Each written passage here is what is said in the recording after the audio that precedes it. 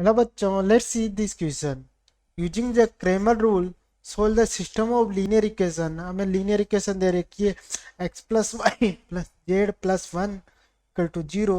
Second equation मुझे दे रखी है x plus 2y plus 3z plus 4 equal to 0. और थर्ड इक्वेशन मुझे दे रखी है x plus 3y plus 4z plus 6 equal to 0. तो बच्चों चलते हैं इसके सॉल्यूशन की ओर।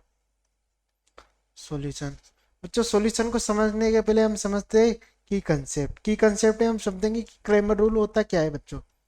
की कंसेप्ट बच्चों, की कंसेप्ट में क्रेमर रूल क्या कहता है कि मुझे तीन लीनियर इक्वेशन दे रखे a x one, a one x, b one y, c one z equal to d one, A two x, b two y, c two z d to.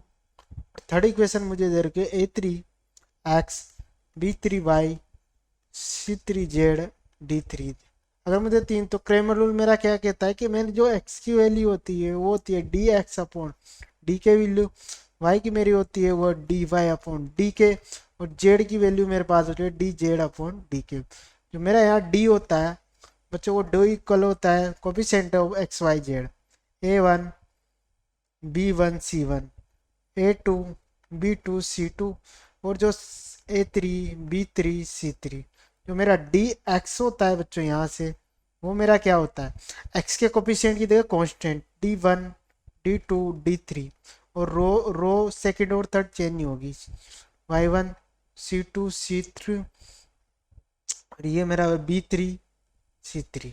इसे मैं अगर इसके लिए डी वाई की value लिखूं बच्चों, तो मेरा क्या है वाई के कोफिशिएंट का चेंज, तो ये मेरा क्या बन जाएगा D A one D A two A three, और इसकी जगह D one D two D three, और यहाँ से मेरा सी वन मेरा सी टू सी थ्री।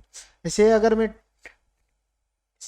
बच्चों यहाँ से डी जेड की वैल्यू अगर तो मैं लिखता हूँ इसमें, तो ये मेरा क्या बन जाता है A one A two A three, और B one B two B three, और जो जेड के कोफिशिएंट है उसकी जगह कॉन्स्टेंट रहा जी टू जी थ्री। अब बच्चों चलते हैं अपने सॉल्यूशन पे।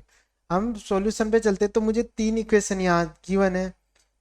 एक है x plus y plus z plus one equal to zero, दूसरी plus two y plus three z plus four equal to zero, और थर्ड इक्वेशन है मेरे x plus three y plus four z. ऐसे करता हूँ बच्चों, मैं इनको एलएचएस में ले लेता हूँ, इसको सिंप्लीफाई करके लिख देता हूँ मैं। यहाँ से तो मेरी क्या आ गई है, प्लस वाई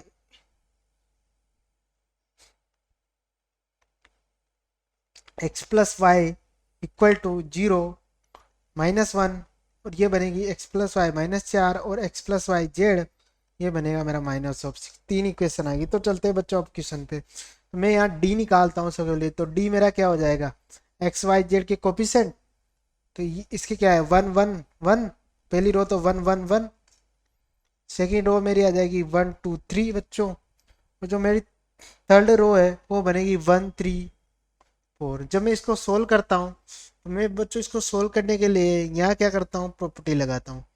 मैं क्या करता हूँ, यहाँ आर टू को रिप्लेस करता हूँ R two minus R one से, और दूसरी प्रॉपर्टी लगाता हूँ आर थ्री को रिप्लेस करता हूँ R three minus R one. तो मेरी जो ये डिटरमिनेंट होगी बच्चों, ये क्या हो जाएगी, डिटरमिनेंट बन जाएगी मेरी। फर्स्ट रो तो चेंज होगी नहीं, तो ये तो वन वन वन। जब मैंने इससे किया तो ये मेरा हो गया जीरो वन टू, और ये मेरा बन गया जीरो टू और थ्री। जब मैं इसको सोल्व करता हूँ तो बच्चों आएगी माइनस फोर। यहाँ से मेरी डी की वैल्यू बच्चों मेरे पास आ गई माइनस ऑफ वन। ठीक है, ऐसे अब मैं निकालता हूँ डी एक्स की वैल्यू। जब बच्चों मैं डी एक्स की वैल्यू निकालूंगा, तो मुझे क्या करना है, जो एक्स से कॉपी ने उसकी कोफिशिएंट है उसकी जगह मुझे कांस्टेंट लिखने है। तो यहाँ से वन माइनस वन वन पर सिक्स, और ये तो चेंज होगा ही नहीं, थ्री वन थ्री फोर। अब बच्चों मैं इसको सोल्व करने के लिए इसमें प्रॉपर्टी लगाता हूँ। मैं क्या करता हूँ, रो टू को रिप्लेस करता हूँ रो टू प्लस रो वन से, और दूसरा लगाता हूँ रो थ्री को रिप्लेस करता सी थ्री को रिप्लेस करते सी थ्री प्लस सी वन। तो मेरी ये जो डिटर्मिनेंट है बच्चों, ये क्या बन जाएगी, ये डिटर्मिनेंट मेरी होगी यहाँ से फर्स्ट रो में, फर्स्ट कॉलम में तो ये बन जाएगा मेरा 0, ये बन गया -2 और ये बन गया -3, ये मेरा 0 -1 और -2। ठीक है बच्चों, जब मैं इसको सोल्व करूंगा तो ये आएगा मेरा -1 और ये इसका प्लस का 4 -3, तो इसकी वैल्यू आएगी मेरे पास -1। मतलब मेरे पास बच्चों यहाँ से dx की वैल्यू भी आएगी -1। ठीक है, अगर मैं यहाँ से x की वैल्यू निकालूं बच्चों, मैं अगर x की वैल्यू निकालूं तो x बराबर क्या होता है, dx/d। इसकी वैल्यू है -1, इसकी वैल्यू है -1। बच्चों हमारे मेरी यहाँ से x की वैल्यू तो आएगी 1। ठीक है, अब निकालते हैं हम dy।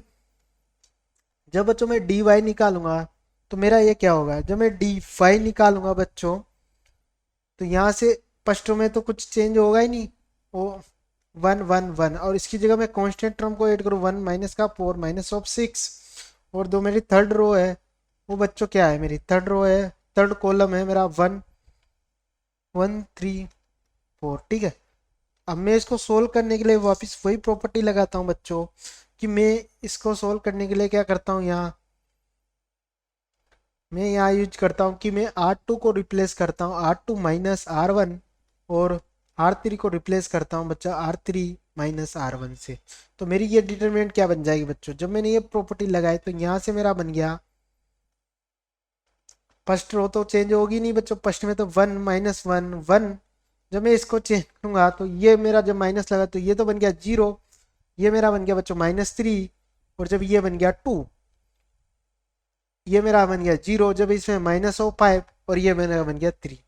जब मैं इसको सोल्व करूंगा तो 1, ये हो गया मेरा 9 प्लस का 10। जब मैं इसको सोल्व करूंगा तो इसकी वैल्यू आएगी मेरे पास 1।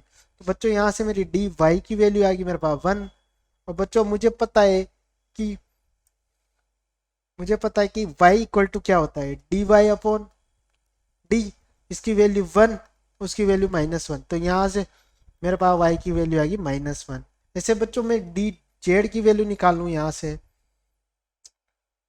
बच्चों, अब मैं डी जेड को सोल्व करता हूँ। जब मैं डी जेड को सोल्व करता हूँ